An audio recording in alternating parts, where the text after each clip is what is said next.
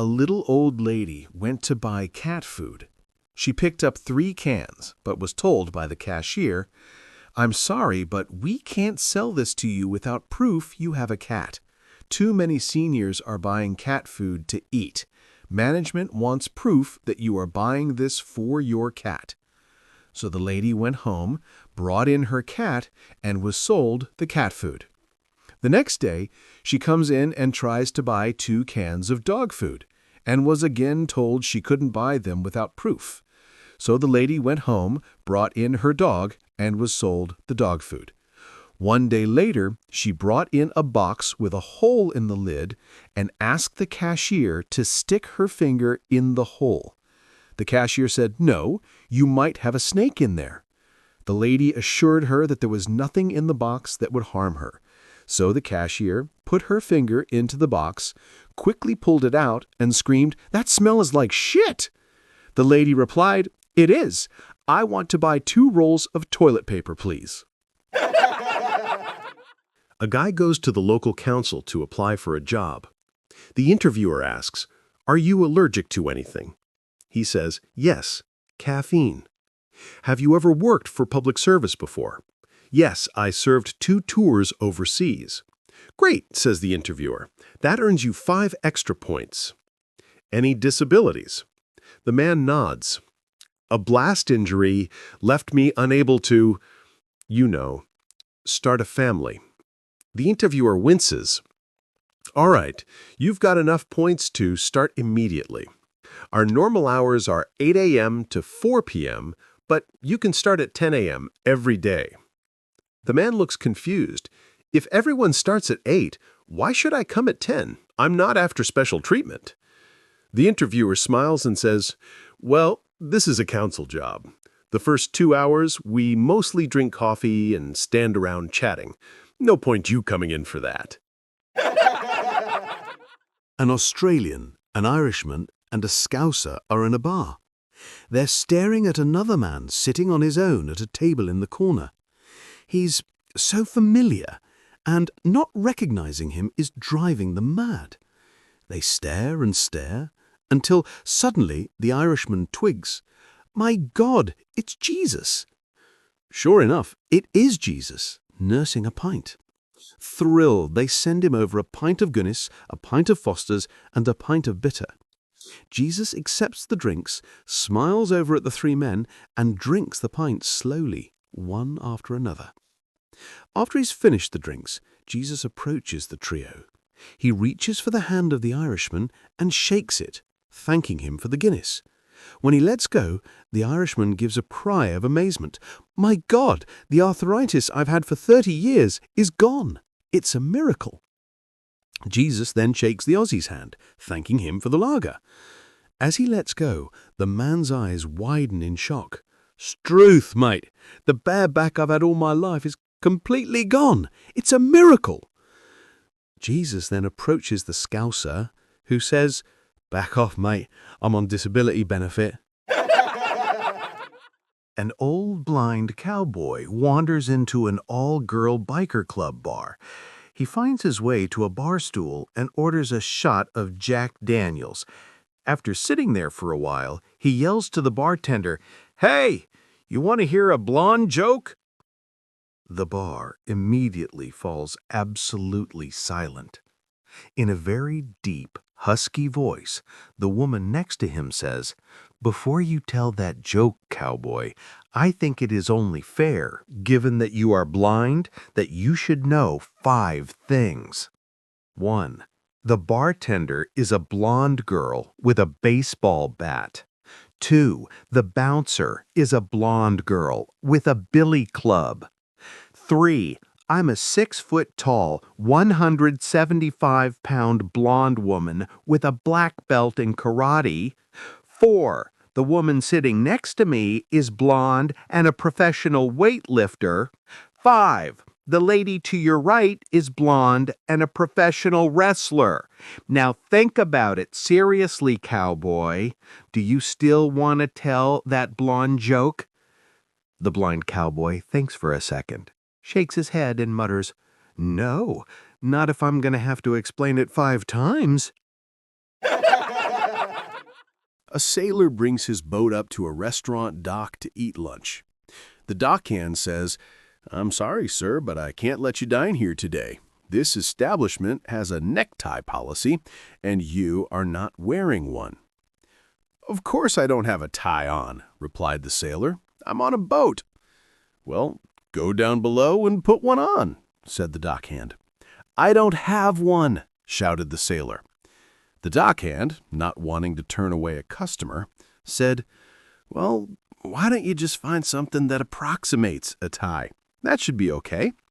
After some time, the sailor comes out with a pair of jumper cables. "This is all I could find to put around my neck," he said. Sighing, the dockhand said, "Okay, I'll let you in with those, but just don't start anything." How to tell boys and girls apart, according to a 5-year-old and one very proud turkey. It was a chilly November afternoon when I picked up my kindergartner from school. She hopped into the back seat, eyes wide with excitement. "Guess what, Mommy? We learned how to tell boys and girls apart today." I froze. Oh no, this could go anywhere. "Oh, really?" I asked, trying to sound calm. "Yep," she said proudly. "Boys have something that girls don't." I gripped the steering wheel a little tighter. "Uh-huh, that's true," I mumbled. She nodded. "And when boys walk, it kind of wobbles." I immediately wished we lived closer to school. Then she added, "And when a boy sees a girl, he puffs up big and proud." "He what?" I asked, now totally lost. "He puffs up. That's how she knows he likes her," she explained. "Then they get married, then they get cooked." Cooked! I nearly drove off the road. When we got home, she proudly handed me a drawing from her backpack. It wasn't what I expected. It was a giant, colorful tom turkey, feathers spread wide, red snood dangling like a badge of honor. I laughed until I cried. She was slightly offended until I told her it was perfect. And honestly, ever since that day, I've never looked at turkeys or men the same way again. Eddie pulled his Harley up to the pump, sunglasses on, feeling cool. Gloria slid off the back seat. "Don't act like you own the place, Eddie. Last week you filled the tank with diesel." Eddie scoffed. "That was one time." The attendant leaned over. "Sir, it was 3 times." Gloria smirked. "The bike burped black smoke like a dragon. I thought we were in a medieval festival." Eddie grumbled, trying to ignore her. He started fueling. Suddenly, the nozzle slipped, spraying gas all over his boots. Gloria laughed so hard she nearly fell. "Congratulations, Eddie! You just invented biker cologne. Eau de gasoline." Eddie muttered, "At least it smells better than your perfume." Gloria fired back. "Funny because my perfume never set your pants on fire." A burglar breaks into a house.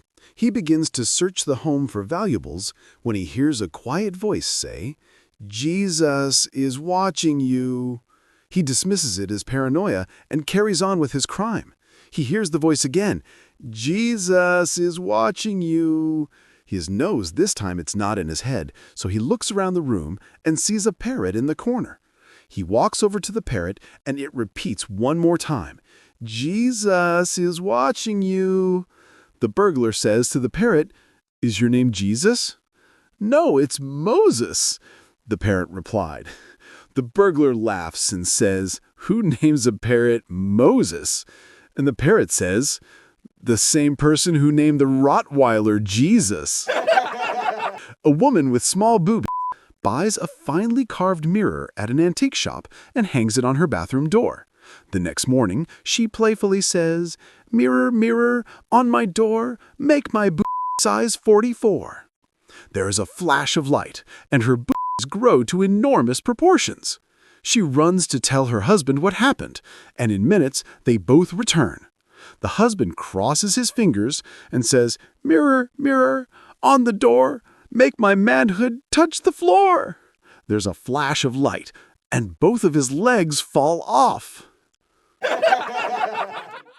A priest offered a nun a lift. She got in and crossed her legs, forcing her gown to reveal a leg. The priest nearly had an accident. After controlling the car, he stealthily slid his hand up her leg. The nun said, "Father, remember Psalm 129?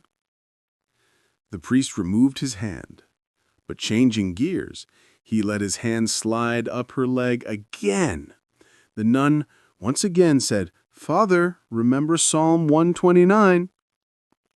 The priest apologized, "Sorry, sister, but the flesh is weak." Arriving at the convent, the nun sighed heavily and went on her way. On his arrival at the church, the priest rushed to look up Psalm 129. It said, "Go forth and seek, further up you will find glory." When I woke up this morning, my girlfriend was cooking breakfast in nothing but a t-shirt. When I came downstairs, she told me she needed me to have sex with her right away. Needless to say, I was thrilled, so we did it right there in the kitchen. She immediately went back to cooking. We didn't usually do stuff like that, so I hesitantly asked, "So, what was that all about?" She said, "I had 5 minutes left on the casserole, but the timer broke."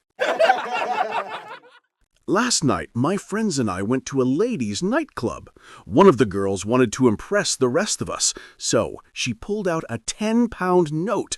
When the male dancer came over to us, my friend licked the 10-pound note and stuck it to his bum cheek.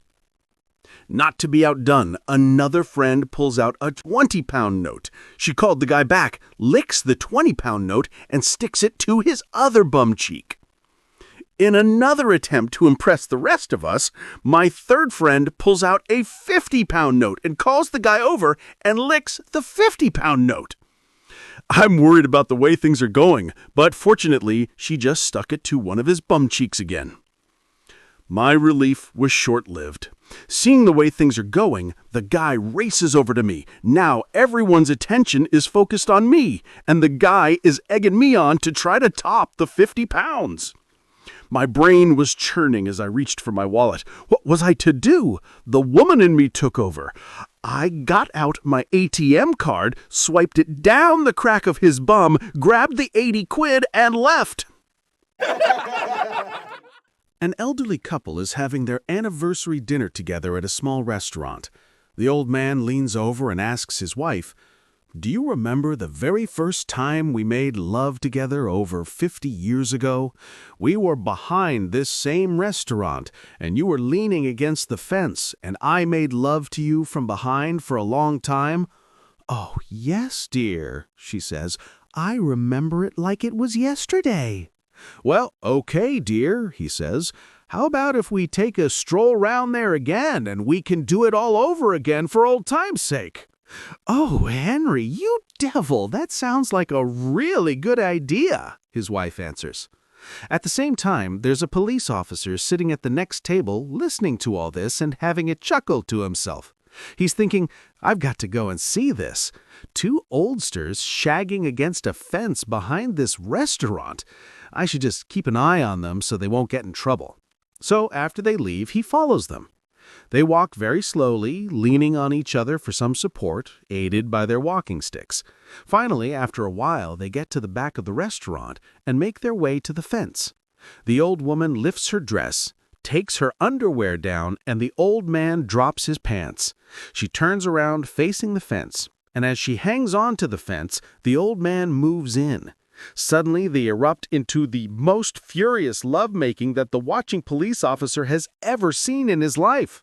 They are moving and jumping as if they were 18 years old. They keep going for about 40 minutes or more.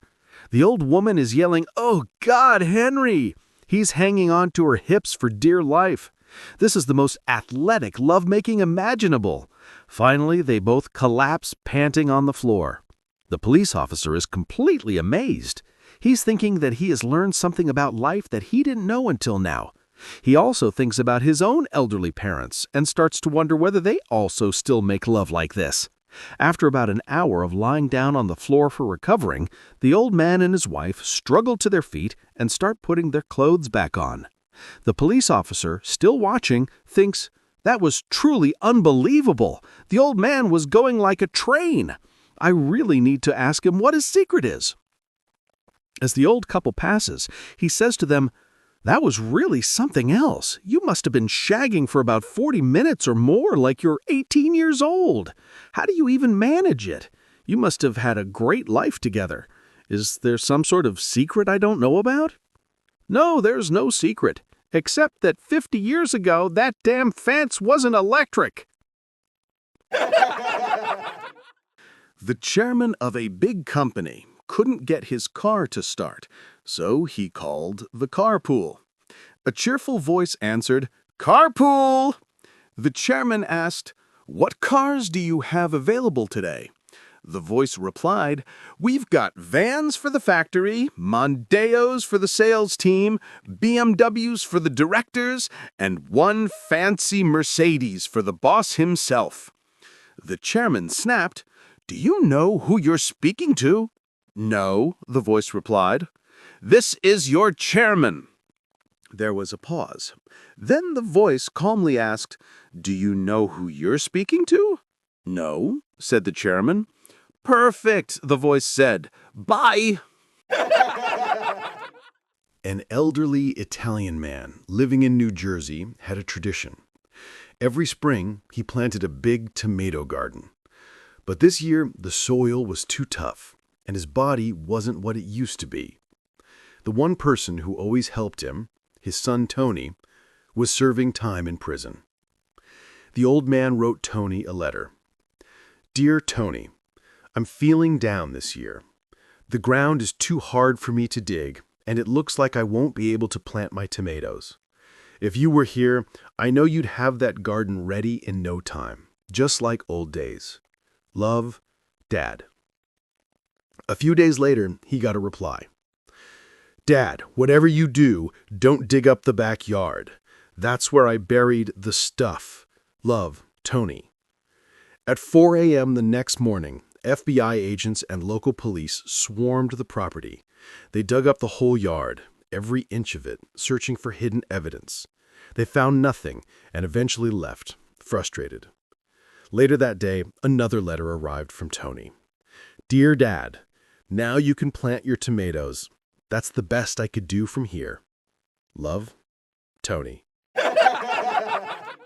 A cheerful woman walked into the pharmacy with confidence and asked the clerk, "Hi, do you have deodorant for, well, your bottom?" The clerk blinked. Bottom deodorant?" "Yes," the woman said proudly. "I've been buying it here for months."